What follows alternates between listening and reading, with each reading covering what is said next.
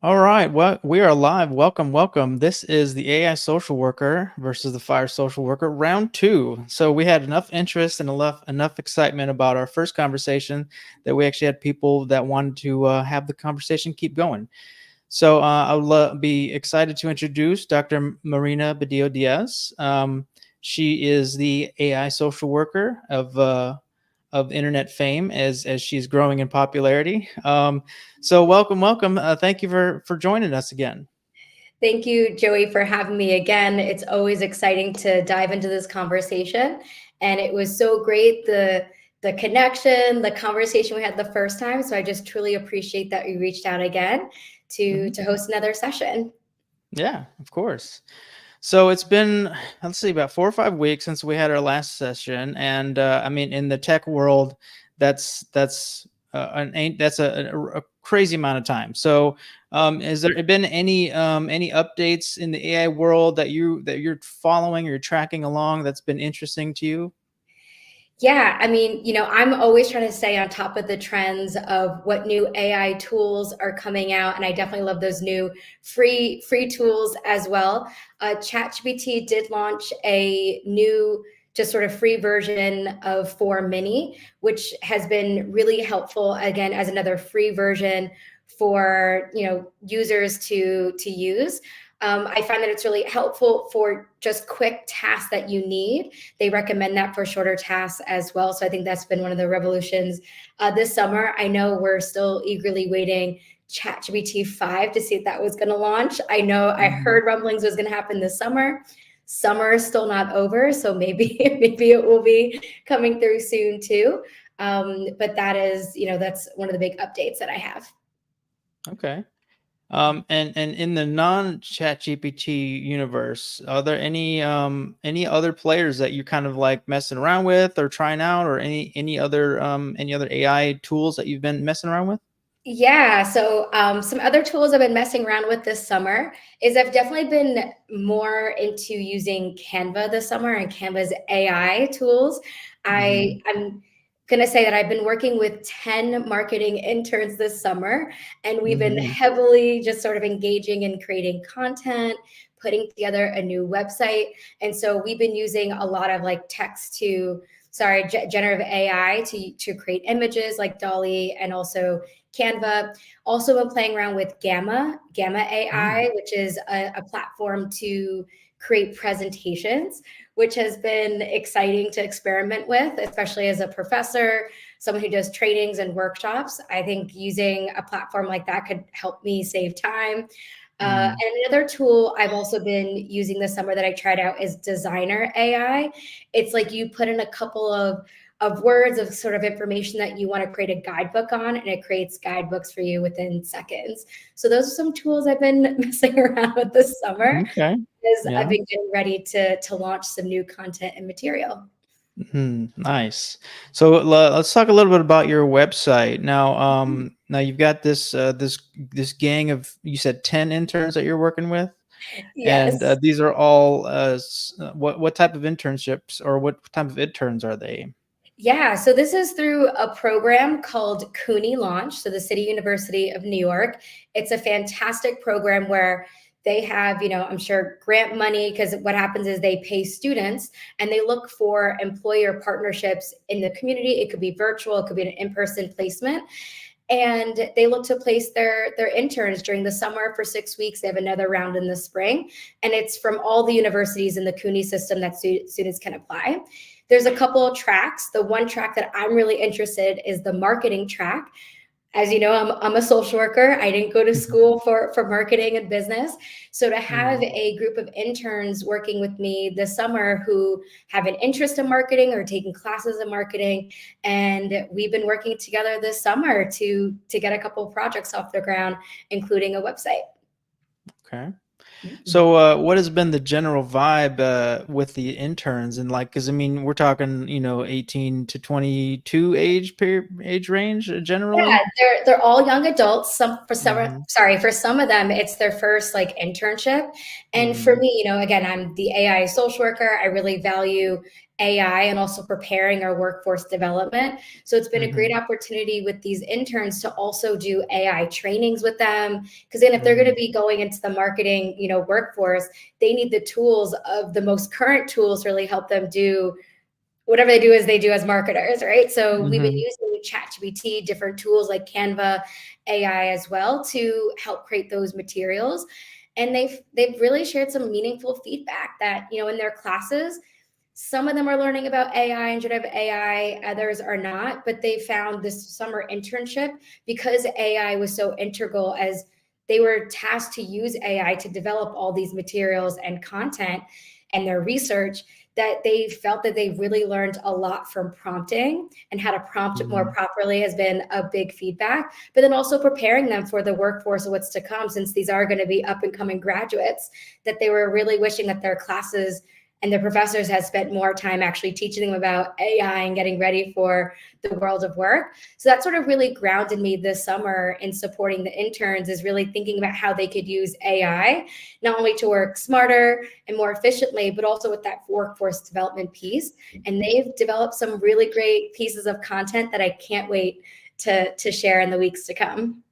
That's really cool. I'm really excited, and it's also kind of interesting to see and hear about the on the ground floor of that generation. Mhm. Are they receptive to AI? Are they open minded? Are they curious? Are they gung ho? Like, so is there been kind of a any kind of hesitancy to jump in, or have they been kind of like pretty gung ho about it? I would say for the most part, they've all been really open minded. And actually, what's funny is a few had mentioned, I thought I knew how to use ChatGPT before this Mm. internship, but now I know how to use it so much more efficiently and better than I had before.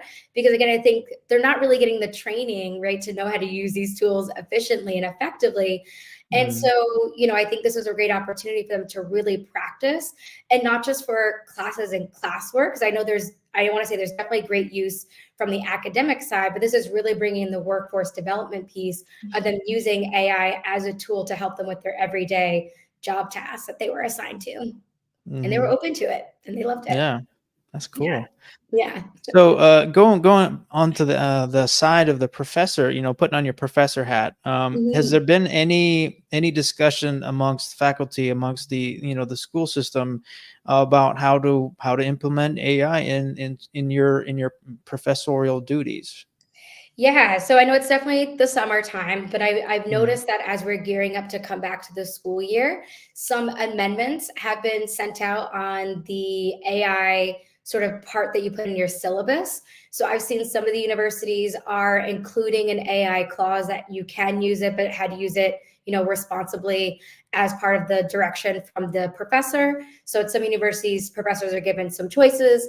Other universities I've seen where we're going to have training. So there's been a couple, I know at Mm. Columbia, there's a couple trainings on using AI. So I'm excited to partake in those and be a part of those conversations, because I know as professors, we are part of training the next workforce. So we have to be up to date and knowledgeable in those tools as well. Okay. Yeah. So no seismic changes or shifts in policies or anything like that just yet. It's still kind of like, Mhm. working through the old machinations of, the red tape and things like that. Yeah, yeah, and I Mhm. and I think it's a work in progress is going to come. Remember me, these institutions, it takes time to affect change, and I do hope that more of these conversations are going to be happening around policies. Like I said, some of the universities that I'm been a part of this summer, I know at one of the universities I'm teaching at, we've been hosting field internship orientations and talking about how students could use AI to help them improve their resumes for the potential field placements in the upcoming year. So those have been Nice. great conversations, great opportunities to connect with students on a real practical workforce development skill of how you could use AI like ChatGPT to really enhance and improve their resume. So it's the most polished, professional, and really supports them getting the best chances they can get for the internship that they're seeking. Mhm. Speaking of Mhm. resumes, I've recently been in the job market myself, and so Yeah. I'm actually I'm using some of these AI tools, just kind of trying them out, And Yes. they're definitely, man, like, thinking back to pre AI tools, and I'm seeing AI infused tools for all kinds of different things. But I was curious about it from a professional perspective. Like, would would a prospective employer, would they know that it was used AI, or AI was used, and maybe from the, if you're scanning it digitally, maybe Mhm. there's some AI detection tools out there that are going to detect it. But it does Mhm. seem like even LinkedIn is really embracing AI. They're incorporating it into their premium services. And like, I think they have a thing where you can click on a job and then see, am I a good fit for this job? And then it'll analyze your LinkedIn profile. And I guess, so I've just been messing around with it. But I mean, it has actually gotten me a couple job opportunities, or at least I can't say that it was because of the AI resume writing tools, but Mhm. it definitely made the process a lot easier for sure. Yeah, I'm so glad you brought this up, and I really appreciate your real world example. And I would love to feature you on the Humans of Social Work AI campaign that I want to, that we're running in a couple of weeks, because this is a great example of how you are using AI tools to support you in your like work sort of finding a new job, and also enhancing your resume. And AI detection tools are not the most accurate. There's a lot of false positives. And what I'm seeing as I've been doing research on how AI is used for the job market, a lot of recruitment companies are using AI tools to screen your resumes. So I Mm. say more power to you if you could use AI to enhance your resume, because I think that will also increase your chances of getting through that AI screener. And because that's just the way the world is working in terms right now of recruitment. So you could even use AI, and you could put the job description in AI and ask it to pull out the key terms that you should have, so you Hmm. could run it through the AI screener so that your resume would more likely be selected for the interview process. So I think that's a great way that you could use AI as a social worker to really support you in getting potential job prospects, and also just improving your resume, getting feedback on your resume. But just like Mm. we always say, and I always advocate for, you have to review the information that AI is generating for you, because integrity, I think, is a key piece. I'm sure you would agree. You don't want to put anything that's misleading or not Hmm. true about your work experience.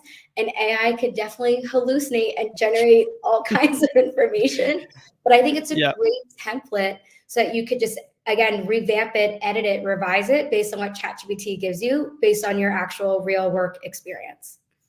Yeah, and I mean, there's actually I forget what the name of the service, but it links up to LinkedIn, and you can like do a job tracker. I think it's careerflow.ai or .io, I think. Um, we actually had a comment on the YouTube Skater Operator. I like to use AI to draft emails, which I then Mhm. edit to suit. So yeah, Love like, you can use it. Like you said, you use it as a kind of a general, okay, here's the rough, like a rough draft, like, you use it, and then you kind of tweak, you put the human element into it.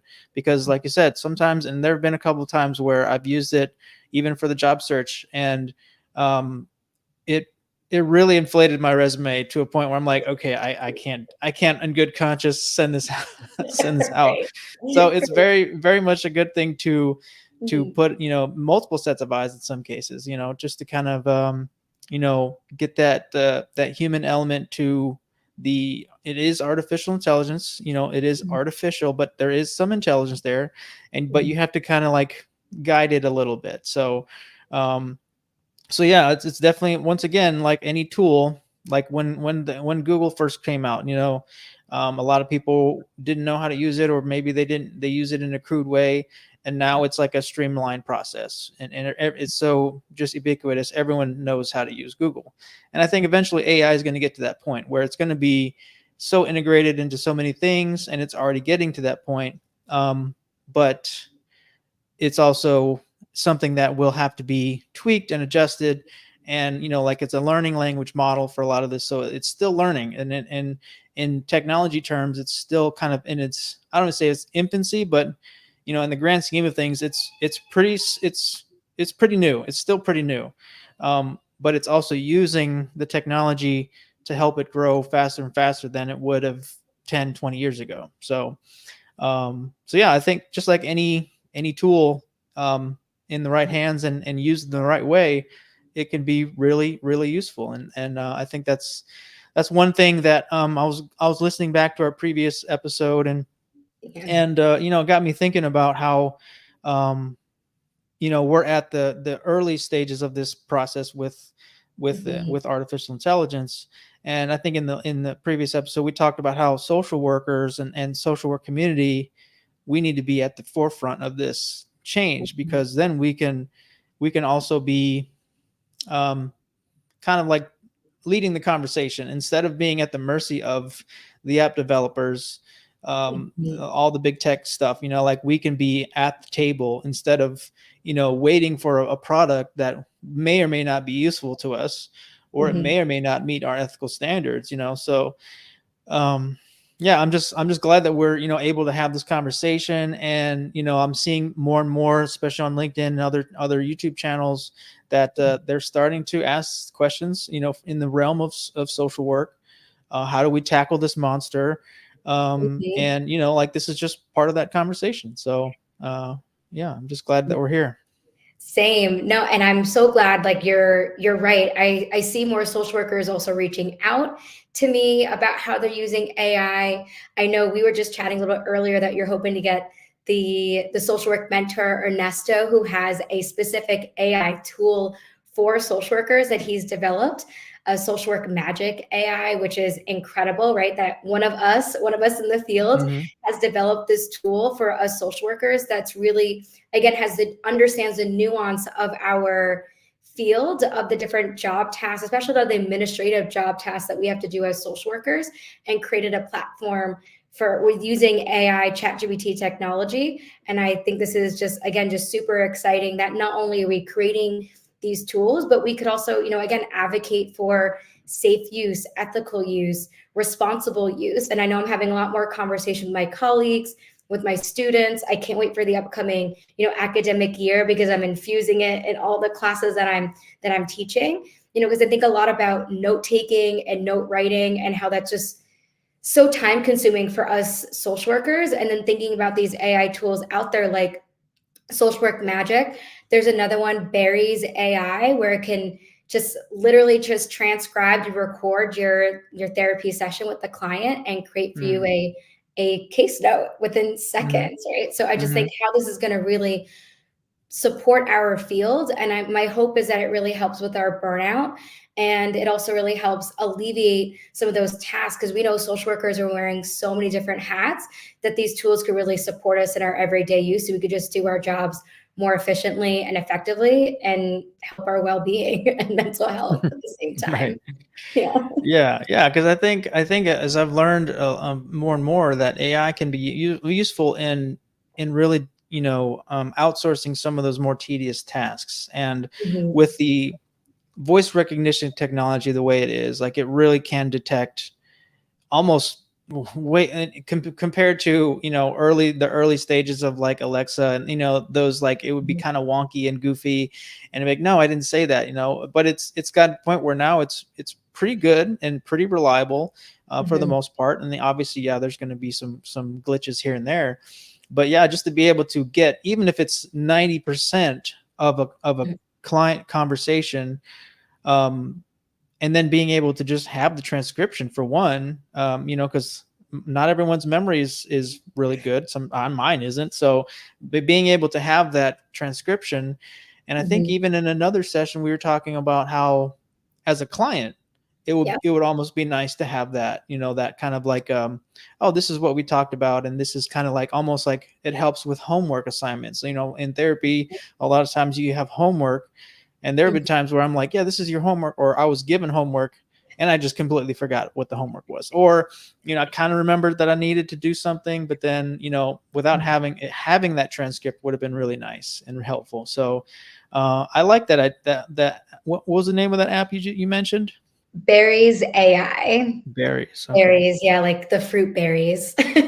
So, but no, it's a great tool. I could also email it to you once we're done if you want to post it with our, webinar that we had today, our talk today, I'd be Mm-hmm. happy to, because again, I think about the usefulness of these tools, but also always going back to, and this is what I love about the social work field too, is that we really think critically and deeply. So I think about, what's happening with that information, how is the data being stored, is it HIPAA compliant?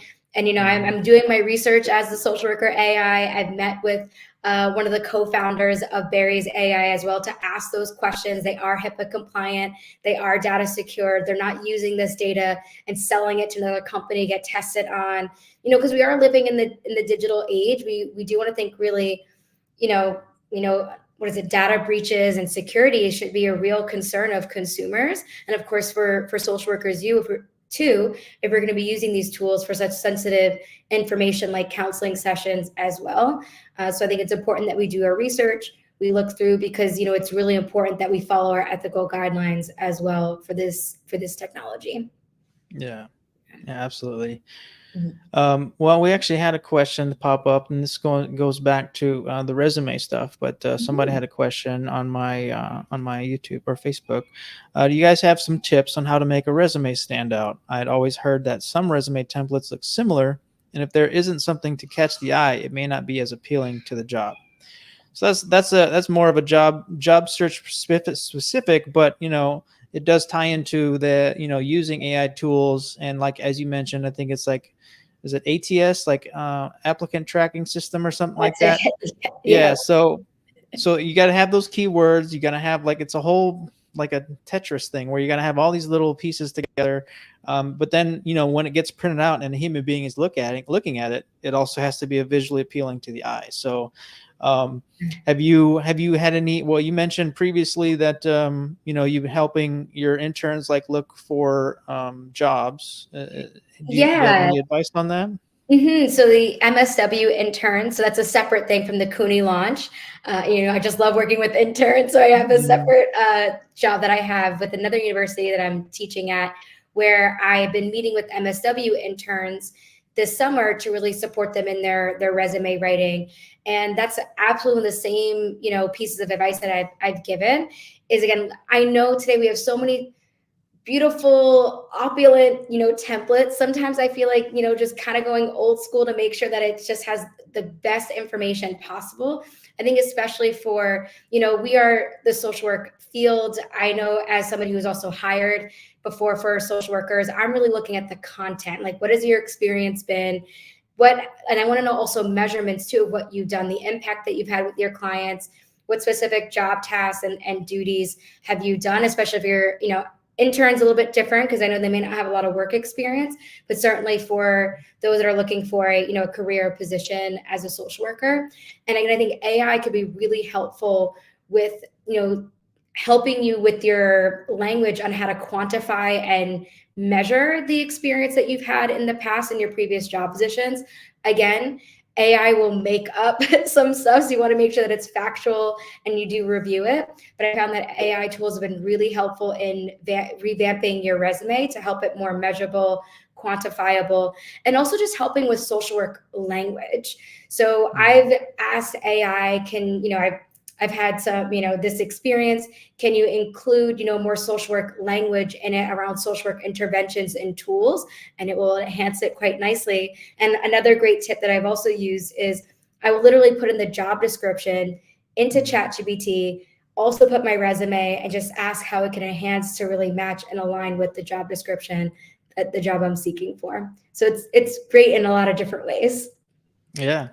And I know a lot of my audience is also a military background, so there is that kind of that challenge of turning your military experience into civilian speak, Yes. and transferring those skills into the civilian world. So I know that I've used that for sure in my resume building. Like you said, you can put in you can put in your military job title. And then, you can basically say, okay, give me some, turn this into civilian speak, basically. And so, so yeah, there's definitely a lot of tools out there for the military veteran community. I would definitely encourage all anyone who's, I mean, it's not going to hurt to try at this point in time, and then it's also going to help with training these learning language models to get better, so you can actually give it feedback and say, well, that's not really what I did in the military. So, it'll actually help learn and train it. So, that would definitely be one of my pieces of advice for the military community to, once again, these AI tools are everywhere.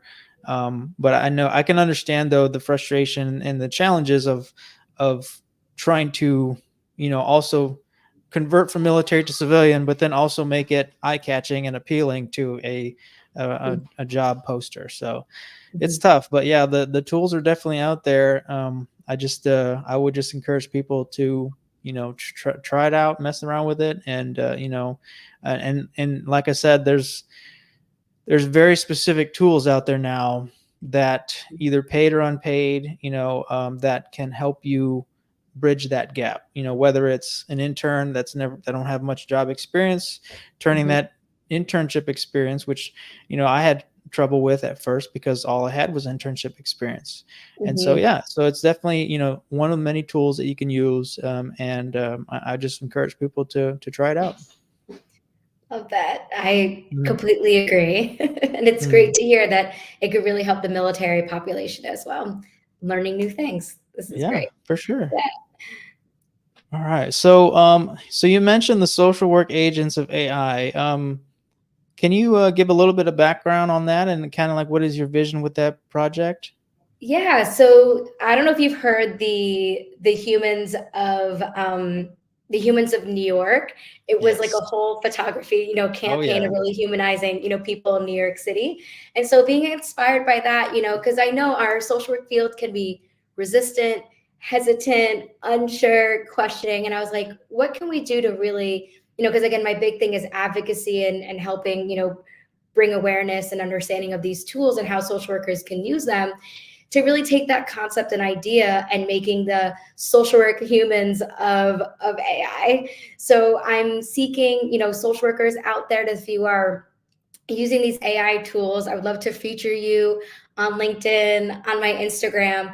I also want to put a plug. I've been speaking with the NASW. They are interested in a book as well. So they've expressed interest. Mm. So I'm also looking for social Wow. workers out there if you want to co-write a chapter, because I really want to help social workers see real world case examples of real social work humans incorporating this technology ethically and responsibly, and really showcase that across the whole gamut of our social work practice. Because we know we're in micro direct practice, we're working in Mm. communities and meso practice, we're working in macro practice and policy and grant writing and research. And so I really want to showcase this again, the broad stroke of how social workers are using this, and also just giving practical examples and strategies and tips on successful integration from real social workers who are doing this. Nice. Yeah. So, just a subtle name drop of NASW. Yeah. So, if you're in talks with them, I'm curious, like, Yeah. what kind of discussions are you having at that level? What are there? Obviously, I know that this is another big issue that they're going to have to address at some point. If Mhm. not, it's not. I'm sure it's already happening behind the scenes, but I haven't seen anything publicly from the NASW. But yeah, what kind of discussions are you having with them, or what kind of feedback are they requesting from you? Yeah, no, these are all really, really great questions. So I've been speaking more to their media publishing side. They have, a great team that, they because they want to print out materials and books and texts. So that's really been my connection so far at the NASW, because I know I'm right along with you that we do need more guidance from the NASW. I know Mm. this is something that I've expressed, advocated, spoke to about this on the show, but speaking with other social workers too. I'm really putting the message out there on LinkedIn and my blogs, because we do need some more guidance from the NASW, but also understanding the ramification of using these tools for our licensure. What does this mean to make sure that we're engaging in ethical practice? So we do need guidance, and I'm still waiting on that too. So if anyone out there knows any connections with the NASW, please let me know. I am dying to have some really important conversations, because this is really important. Mm. So if you were to have like a magic wand, and what type of I guess what type of implementation or integration with AI Mhm. would you like to see at the NASW level? Just if you know could wave a magic wand. Yeah, and so, I know there's some big names like Dr. Reamer, who does a lot of work on ethics, and he was also one of the pivotal social workers where back in 2000, I want to say 21, but definitely fact check me on that, and I should know this by heart, by memory, but there were some modifications for technology use and AI, and so not AI, technology use in social work, but that did include AI because AI technology like generative AI wasn't, out then. So I think now what I'm really hoping for is that there's a new, call to action to really revamp and make modifications with our ethics. I think we just need to expand what's already been given from that revision in 2021, but then also including, the use and the guidelines of generative AI technology, that how we should use it responsibly, ethically, like not including any, client information, being confidential about that, really ensuring data privacy and security, some guidelines around organizations, how they can implement like training recommendations, how to use it in supervision. I think there's just a couple of things that we could use for more concrete guidance on. And I'm hoping too that the NASW is also to be the forefront of training our upcoming social workers as well in the field, and really leading the charge in that work too across the different states. Yeah. Yeah. Yeah, I mean, it's like I said, you know, I understand that NSW is a very large organization, and with any Mhm. large organization, change does not happen overnight, you know, and especially with technology changing and evolving, you know, practically overnight, it's going to be tough to really, you know, wrangle the whole situation in a way that's going to be, you know, be satisfactory for everybody involved. But at least, you know, we're having these conversations, and you know, we're hopefully gonna get the ear of the right people, and say, hey, you know, um, I'm sure it's on their radar, but you know, Mhm. the social workers on the ground are asking these questions. We would like some guidance. We'd like, you know, some, Exactly. you know, just some a way forward that we can all kind of at least have like a north star on. Okay, this is what Exactly. we're, you know, what we're kind of looking at. But yeah, so that's it's good that that you at least have some contacts or some connections there. Now hopefully we can you know, by putting Yes. this out there in the LinkedIn world, I know that the NSW is on LinkedIn, so maybe they'll catch wind of this, and you know, maybe they'll come down and say, Mhm. hey, Dr. Marina, I think you should be a part of this team that we're gonna, you know, like the, you know, the Yes. leading the charge. That would be awesome. That would um be. And I just dropped in the chat too, if you wanna, add this link to when you post it, yeah. the social workers just standard practice guidelines of using technology in social work practice. So it was Yeah, done a yeah. couple of years ago. We just need an updated one because technology is moving fast, right? So Mm. we definitely need some updates. I'm just curious too about how, this is going to translate to our licensure and using these tools ethically and responsibly. I want to, trust that the field is going to be using these tools ethically and responsibly, but I also just sort of thinking through as well, what does it mean if we're not using these tools responsibly and ethically? What does that mean for social work licensure too? So these are just some of the things I've been grappling with, thinking about how do we create safeguards in place? Also, the clients as a consumer, how is this going to impact them, and knowing that their social workers are using these tools also. So I know this guidance can't come up fast and quickly. I think there's a lot of moving parts. So I'm not surprised that there hasn't been anything out by the NASW yet. But I do hope that these conversations are happening and there are things being put in place to do this research and this undertaking. Yeah. Mm.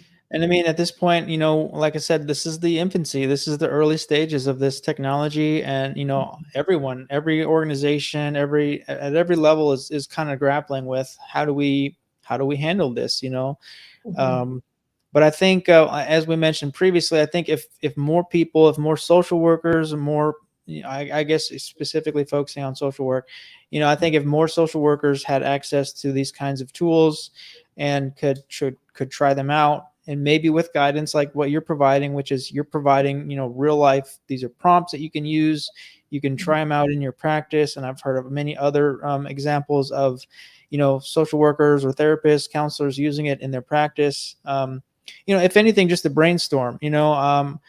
I think the Agents of Change YouTube channel had an interview recently, and I was listening to that where like basically I think practitioners can use it as an idea generation tool, maybe even a Mhm. idea validation tool. So I know there's times where you might think, obviously you put in a prompt that doesn't have any identifying information, but you could say, hey, I have this 8-year-old that has oppositional defiant disorder, and you Mhm. know maybe can you come up with some play therapy ideas that I could use, like just little things like Yeah. that, where it's like you might know that, or maybe you're looking for something different. I think um in the YouTube, or in the interview that I listened to, they mentioned one of the clients was a really big Star Wars fan, so Mhm.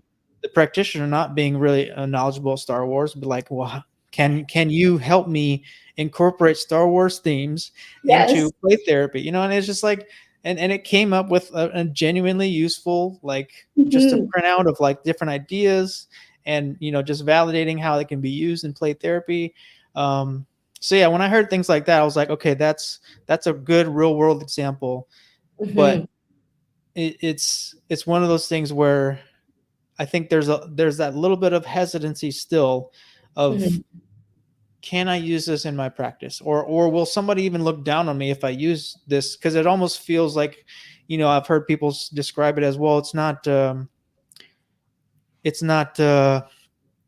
it's not a real human person, giving, like, like that whole there's that Yeah. resistance to some Mhm. people when it comes to AI, where like um it's almost a philosophical dispute, almost, of like, well, it's not a real human, it's not coming from me, a real human, so I don't Mhm. feel like it's I should use it in my practice. So I've heard some criticisms like that, where that it does take away some of the they feel like it takes away some of the human element of therapy Mhm. and counseling, which I understand that's a valid criticism.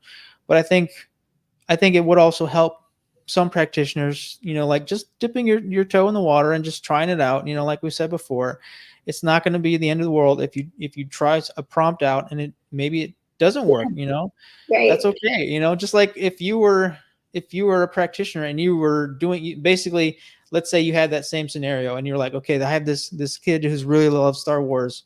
Okay, and now I have to go into like Wikipedia and look up Star Wars lore and try to like learn all this stuff. Whereas, like I've mentioned before, I feel like ChatGPT and other language learning models, it's like Google on steroids, where it's it really it allows you to take just the whole internet basically and compile it into a very specific situation that is relevant to you, and you can take it or leave it, but it does a lot of heavy lifting for you, so I just Yes. would love to highlight those types of situations, and really give some practitioners the okay, the basically the give them the free reign to just try it out, Mhm.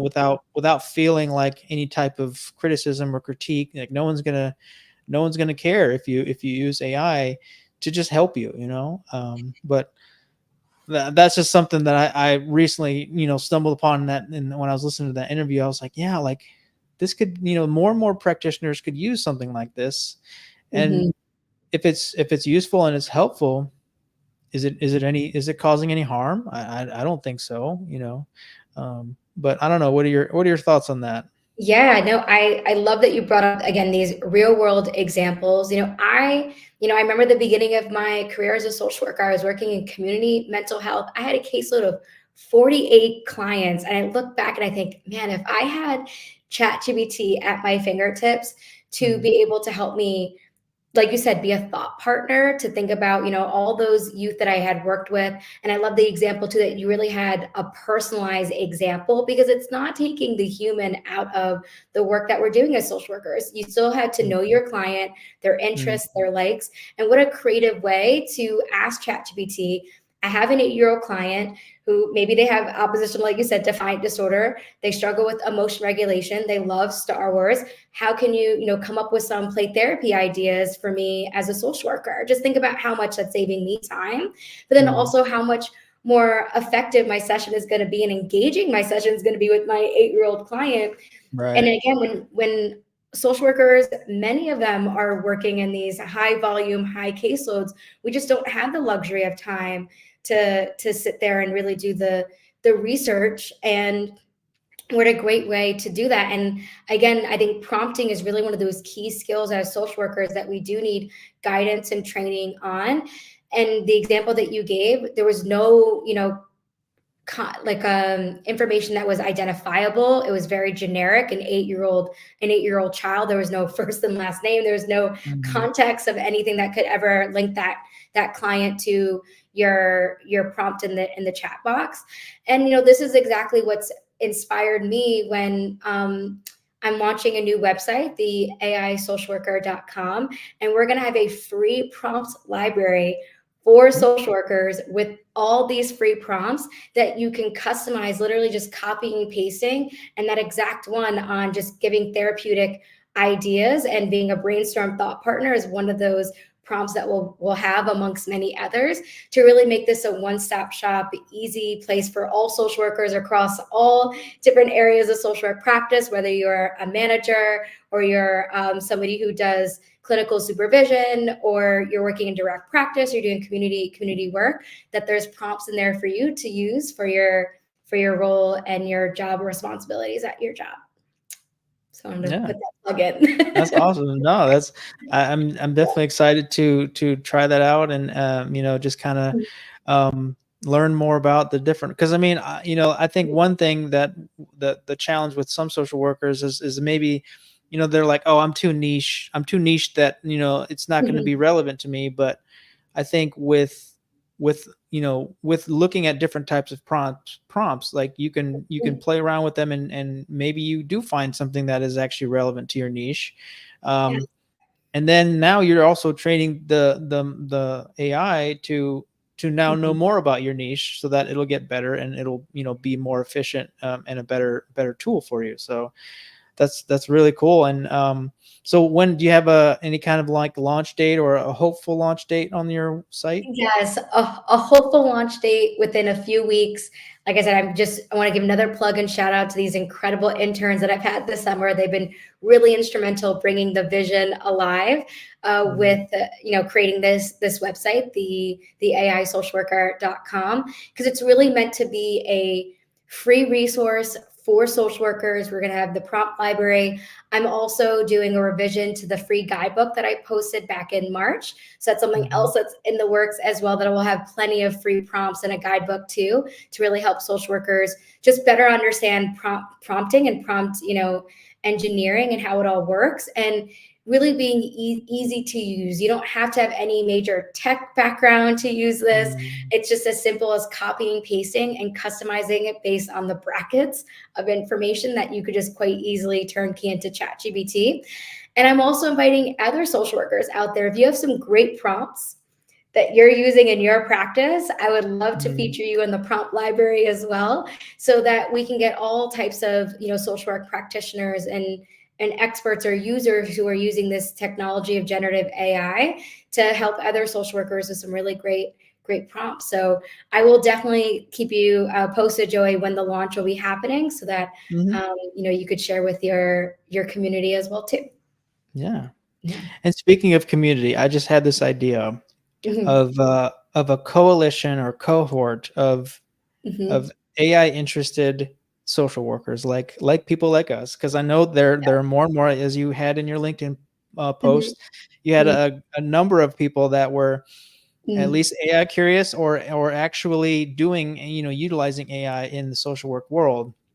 So has there been any discussion or any talks of joining forces, kind of like the AI Avengers of social work, where we join forces, we like even like the Futures Lab, like having Mhm. a monthly meeting, or something like that, where we can like bounce ideas off of each other, or just be a just a friendly coalition of like-minded people that are interested in artificial intelligence and social work.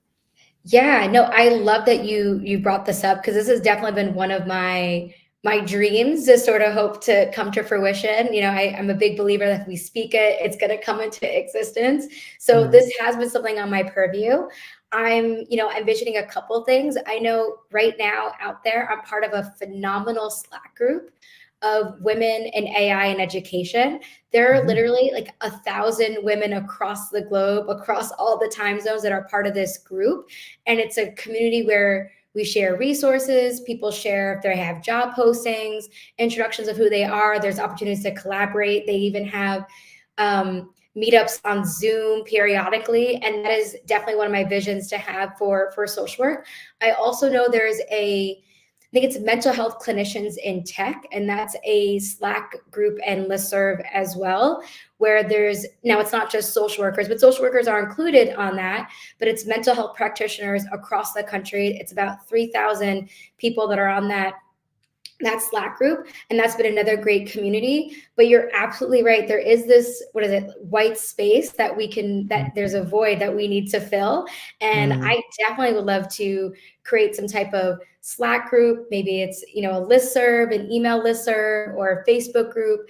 I'm definitely open to ideas. And if there's somebody out there who wants to partner with this, I am Mhm. so on board with this idea because I think there's so much opportunity and bringing more of us together to really not only share best practices but also know the different ways that we're utilizing these tools, sharing resources with each other. I think there's so much opportunity in that, and we really do need something like this. So i'm Mhm. I'm ready to launch something like that. Just give me a couple more months as of Well, yeah. I mean, with everything you got on your plate, that is a lot. One more thing to add on there. I wasn't trying to throw you on no, that no, as the yeah. as the ringleader, but I was just brainstorming out loud. Like that will be cool to Yes. have. Yes, and I definitely, and again, having platforms like yours is how we could spread the word, right? Because I think LinkedIn is a great platform. The talks that we have, our social medias, the website, these are all, I think, great ways to really spread the word about this. And I am definitely game. So, like I said, give me a few weeks, maybe a month or so, maybe there will be something we're putting in the universe. So I think it's going to happen. All So stay right, good. tuned. Yeah. And then I think the last time I was going to ask you, in the last episode that you mentioned, that you might be working on a YouTube channel. Is that still in the works too? Yes, it is. So I'm glad you brought that up. So Yeah. one of the interns, one of the 10, they've been working with me just to really get, research off the ground. I want to do this well. So I know it takes time to put together a YouTube channel, but we definitely have, some concepts, ideas, some platforms that we're using. We have some scripts ready to go. So I think it's really just executing it now. So that's another thing on my timeline that I want to get out. And my vision is, again, just a free resource out there for social workers, social work practitioners, social work professors to be able to get some quick clips on just really how to use these tools ethically and responsibly. And I really want to showcase, again, because it's a community, right? So I want to showcase social work magic AI and that tool. I want to showcase Barry's AI. I want to showcase school magic AI for those school social workers out there. So I really see it as a sort of a one-stop shop place to really get some great resources and ideas. And again, watching it real and in not in real time, but you know what I mean, with recordings Mhm. of how to actually Mhm. use it. So it's like an educational platform too. That's my Yeah. hope, my vision. Yeah. Yeah. So it's Well, I will coming. say, another tool that I've stumbled upon recently, and Mhm. I'm not trying to promote or any Mhm. specific tool or Mhm. paid product, but Mhm. there's a tool that I've been using recently. Been messing around with it called Opus Pro. I think you might have heard of it, but Yes. Yep. basically it's an AI editing tool that takes like, well, this whole conversation is going to be chopped up with AI, and it has the transcription software. So it'll transcribe our whole conversation, and then it'll generate clips, like because everyone is all about short form now. Like no one, I mean, not everyone has the time or attention span to sit through a whole hour-long interview, but like I've noticed that a lot of people like the short form, the YouTube shorts, the TikToks, and the Instagram clips, and it really, it's a little bit more digestible, but then it's also, once again, a time saver because I don't have the time or energy to edit all of this footage. I know some people do, but I just don't. So when I found out about it, I was like, I'm going to try it out, and it's actually pretty cool. And there's definitely some, you know, I wish it would, cut a little bit sooner or cut a little bit, like there are times where I wish it was a little bit, I could mess around with it more, but in general, it's a pretty useful tool. And then it lines up with, the whole AI, um, mindset of using a tool. If it's an actually useful tool, then let's try it out and use it, So that's what I'm going to use. I'm going to upload this to Opus and see what it turns out. And a lot of times it really does save me like a lot of time and energy. And, it helps get the word out even faster because I can literally upload it right after we're done. And it'll take, a few minutes, 30 minutes or so to kind of like get all the, to do all the little AI gremlins that it does. And then, it'll come up with like a list of 10 or 15 clips. And then you can post it all to your social medias. You link up your socials to it. And so it also is really time efficient because you don't have to sit there and post it to every single social media platform. You can post it at one time, to all your different platforms. So I would definitely recommend that. Not a paid sponsor, but hey, if they want to sponsor me, then so be it. Yeah.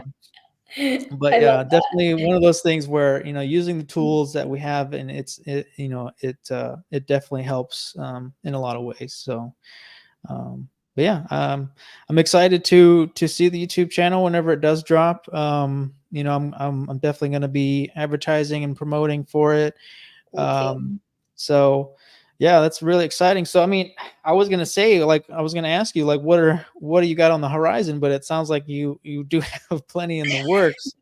Um, but Yes. with the school sessions or schools, Mhm. coming back online, is there any other, like, do you have any talks or anything coming up? Anything like that? Yeah, so this past summer, I'm really grateful. I'm part of the National, School Social Work Association board, and so I gave a talk to our chapter. We had a national delegation this past summer, and so I'll be presenting at a couple of our state chapters at their virtual conference this fall, and so that's one of the things that I have coming up. Another piece is NYU. They have a postgraduate certificate program for school social workers, and I'll be teaching a 7-week module on the use of data and technology and including AI for school social work practice. So I'm super excited for these opportunities to be coming up, and I might even be going international. I just was in talks with somebody from McGill University, and so in the spring of next year, I might be presenting at a national conference in Canada on social work Wow. practice and AI. So I'm just super stoked, and I'm always looking for opportunities. So if any of the audience who's listening, if you have an upcoming conference or present like that you would like a presentation or workshop, I'm always looking for opportunities to share. I am teaching a couple classes this term as well, but I am always seeking new opportunities to do some trainings and speak at different conferences. So there'll be a few more things on the horizon this semester. Man. So when you started this whole endeavor, did you ever think that you'd be talking to Canadian social workers, anything like that? Oh, well, I'll say this, actually a fun fact about me, because and most people don't know this, but I'm actually a dual citizen. I am Canadian as Oh, well. okay. My mom's Nice. Canadian, so I spent a lot of time, in Canada. So it definitely feels like a second home, even though I was born and raised in the United States. I did my Mhm. undergrad also at the University of Western Ontario. So I feel like I didn't expect this to happen, and it's just Mhm. super exciting and super awesome. I feel like I'm kind of going back to some of my roots of being, coming to Canada a lot, my family being here. So any opportunity to come up to Canada, I'm always here because of my Mhm. family. So, but yeah, so it's super super exciting. And the other thing, oh, I forgot to mention this too. Oh my God, I can't believe I forgot to mention this. Phobis is another educational AI tool, definitely geared towards educators, but of course, school counselors, school social workers can use it. And I'm in the process of finishing up an asynchronous training for them. So I have been international. This is an international company based out of Germany. So Wow. I've been working on finishing up those materials, and that should be launching also in a couple of weeks. So I'll definitely keep you Yeah. posted on that too. For sure, yeah. Send me some links, and Yeah. that would maybe something that we have to talk in another round, another session, is the whole impact of AI in international social work, because we're not Yes. the only ones using social work, we're not the only ones using AI, so Right. there's probably some, Mhm.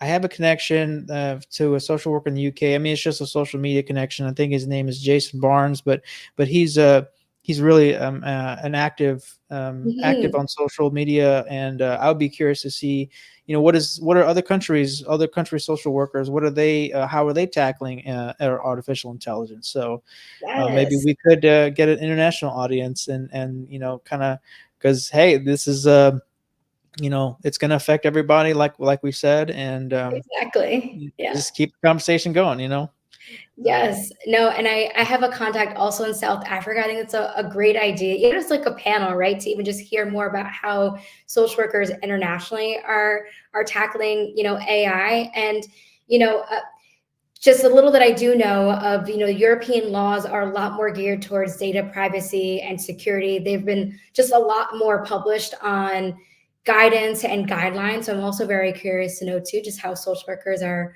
tackling this in other countries. So I would love to even be an audience member for that conversation, Sure. and bring you some great people your way, to Mm. really facilitate that conversation. I think it's a great idea. Yeah. Well, I was thinking, I just remembered the Social Work Futures Lab, and I think we talked about them previously, but that would Mhm. be another great organization that maybe has that international Mhm. apparatus now already built in, because the last Social Work Futures Lab was international. So that would be, maybe, I don't know. I don't know how, I don't know if I still have some, I get emails from them, but I know you had reached out to them, and you were kind Yes. of have you made Mhm. any inroads with them as far as integrating with that organization? Just, Dr. Juan Rios, I know he's one of my connections. He's also connected to the Futures Lab. I did sign up as their listserv, but nothing more tangible or concrete. But I think that's also another pitch, great idea to even connect with them to see if they have any connections or leads. Because I do think like this really needs to go global and international. I think there's so much to be said about this conversation, and having platforms like this with LinkedIn can really bring out the word and bring out the advocacy, and really talk to see other great case examples of how other countries are tackling this work too. Yeah. Yeah. Yeah, because like I said, we can be at the forefront of this technology, and Mhm. really incorporating it in a way that we want to incorporate it, versus having it forced onto us in some way. And then, Mhm. like, also having it be like the social justice piece. We don't want to leave people out of artificial intelligence, and I know that is a concern for some organizations, that like it may be inaccessible to some people, or so that's something that I definitely think, having this type of conversation at a global scale, can maybe we can start talking about that now, instead of being like 10 years down the road. It's like, oh man, why didn't we think about the Yes, the social justice piece of artificial intelligence? So these are the conversations that we need to have. I agree. Absolutely agree. Well, it's man, I can't believe it's already been almost an hour. So this is one of those another instance of Mhm. time flies when you're having fun, but it's also, Exactly. really, I hope that at least somebody gets something out of these conversations, and like I said, I'll chop these up with the use of AI, and Mhm. hopefully, get some good sound bites and some good traction on some of these conversation topics, and just get people talking about it, or at least thinking about it. Um, I know we're not going to change minds overnight, but at least we can have this platform, and have these discussions, and hopefully generate some good conversations in the future. Same. And thank you so much, Joey, for this opportunity to come chat with you again. It's Always a pleasure to meet another fellow social worker who's just as passionate, curious, open-minded, but also using it and giving feedback. I really, it really helps humanize the work that we're doing. And thank you for again this opportunity to chat with you again today.